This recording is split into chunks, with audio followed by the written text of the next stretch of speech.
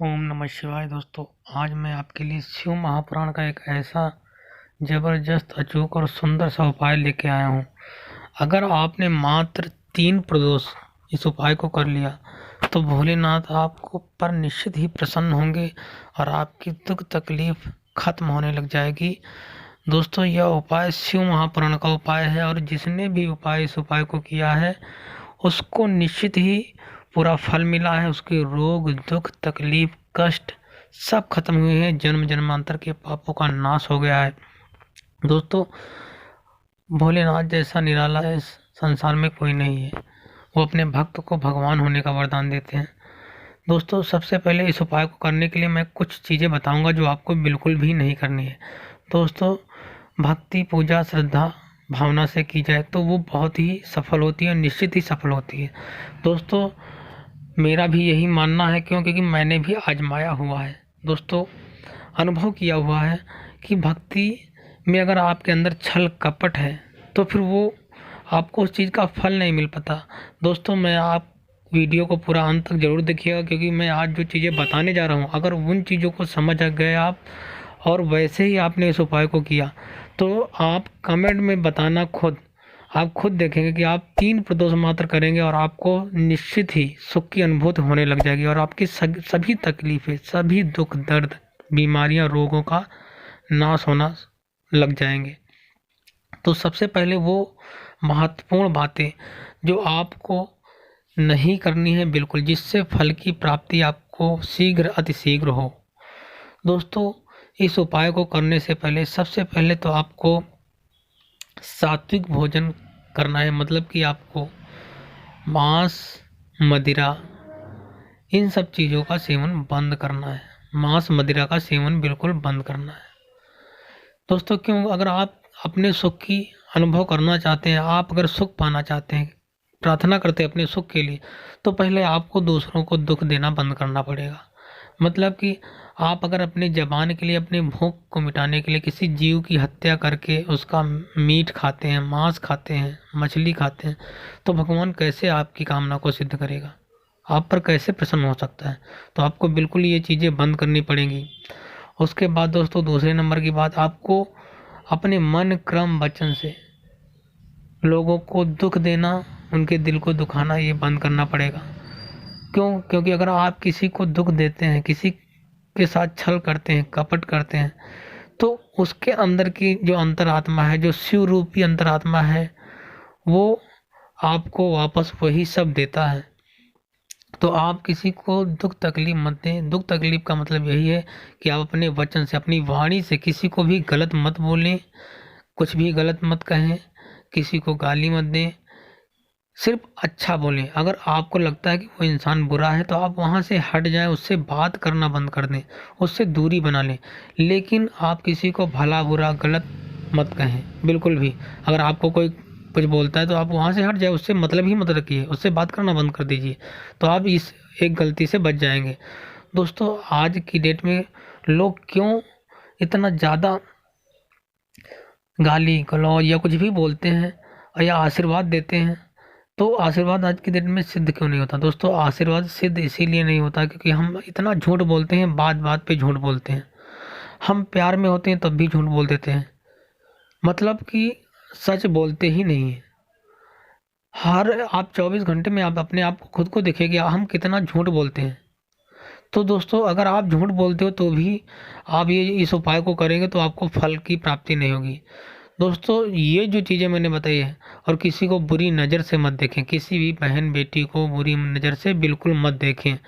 क्यों? क्योंकि शिव जो हैं इन सब चीज़ों से बहुत जल्दी ही दुखित होकर क्रोधित भी हो जाते हैं और आपको फल की प्राप्ति बिल्कुल भी नहीं हो पाएगी। अगर आपका चरित्र अच्छा है, ये सब चीज़ें आप, अगर आपने पीछे क्या किया उस चीज़ को भूल जाइए, पीछे क्या किया वो सब भूल जाइए। लेकिन अब इस उपाय को करने जा रहे हैं तो इसका मतलब आप पे बहुत बड़ी कृपा है शिव शंभू की, जो आपके पास ये उपाय आ रहा है। तभी आप यहाँ तक पहुँचे हैं इस उपाय को सुनने के लिए, जानने के लिए। दोस्तों, इस उपाय को जो लोग भी करेंगे इस नियम से, जैसा मैंने बताया दोस्तों, बहुत आसान नियम है और कुछ भी नहीं करना है, बहुत सिंपल सा नियम है।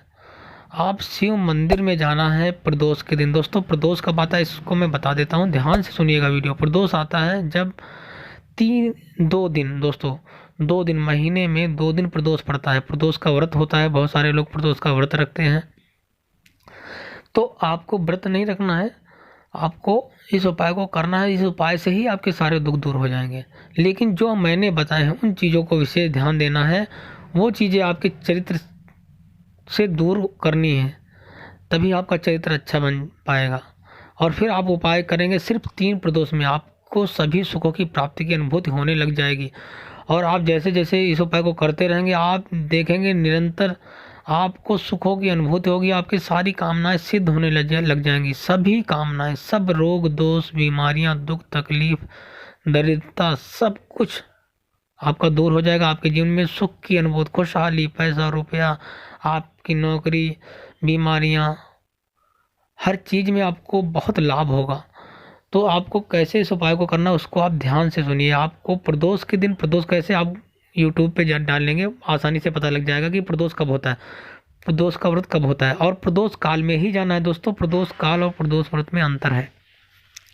प्रदोष व्रत महीने में 1 महीने में 2 बार पड़ता है। और प्रदोष काल जो है वो प्रतिदिन आता है शाम के समय। शाम के समय कब, जब सूर्यास्त अस्त होने वाला होता है उससे 1 घंटे के बीच का समय। जैसे 7 बजे सूर्यास्त अस्त होना है तो 6 और 7 के बीच का समय जो है वो प्रदोष काल का समय है।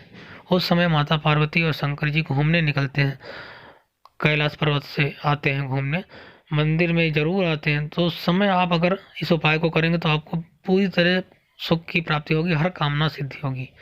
तो आपको करना क्या है, आपको 1 लोटा जल लेना है, अपने घर से वो जल लेके जाना है।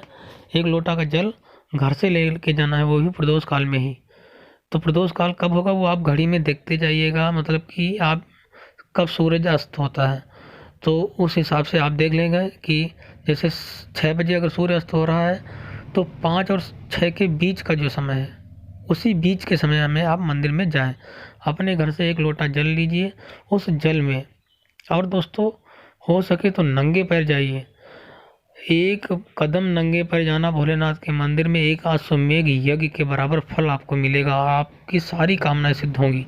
आप जब जाएंगे मंदिर तो नंगे पैर जाइए और 1 लोटे में, कलश में पानी भर लीजिए अपने घर से ही, और उसमें हरा मूंग डालिए। हरा मूंग जो होता है, थोड़ा सा हरा मूंग, 1 समीपत्र, थोड़ा गुड़ और बेलपत्र, आपको 1 बेलपत्र, ये सारी चीज़ें लोटे में डालकर घर से ही ले जाना है।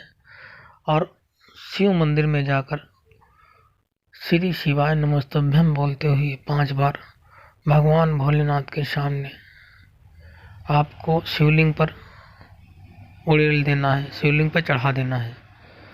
दोस्तों नंगे पैर ही जाना है आपको मंदिर में। और उसके बाद आपको भोलेनाथ से अपने दुखों को दूर करने की प्रार्थना करनी है बैठकर।